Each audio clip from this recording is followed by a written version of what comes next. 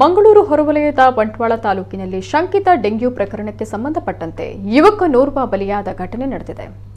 ವಾಮದಪದವು ನಿವಾಸಿ ಕೃಷಿಕ ಸಂದೀಪ್ ಪೂಜಾರಿ ಮೃತಪಟ್ಟ ಯುವಕ.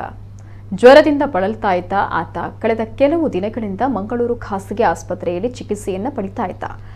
ಆದರೆ ಚಿಕಿತ್ಸೆ ಫಲಕಾರಿಯಾಗದೆ ಮೃತಪಟ್ಟಿದ್ದಾರೆ. ಸಂದೀಪ್ ಅವರ ತಂದೆ ಹಳ್ಳಿ ವೈದ್ಯರಾಗಿ ಸೇವೆಯನ್ನು ಸಲ್ಲಿಸಿದರೆ ತಾಯಿ ಪುಷ್ಪಾವತಿ ವಾಮದಪದವು ಗ್ರಾಮ ಪಂಚಾಯತ್ ಸದಸ್ಯರಾಗಿದ್ದಾರೆ.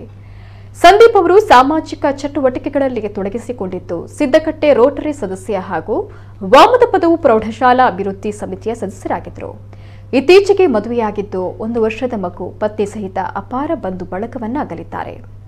ಇನ್ನು ಬಂಟ್ವಾಳ ತಾಲೂಕಿನಲ್ಲಿ ಈವರೆಗೆ ಸುಮಾರು 17 ಡೆಂಗ್ಯೂ ಪ್ರಕರಣಗಳು ಪತ್ತೆಯಾಗಿದ್ದು ಸಾರ್ವಜನಿಕರು ಎಚ್ಚರ ವಹಿಸುವಂತೆ ವೈದ್ಯಾಧಿಕಾರಿ ಡಾ ನವೀನ್ ಚಂದ್ರ ಕುಲಾಲ್ ಹೇಳಿದ್ದಾರೆ.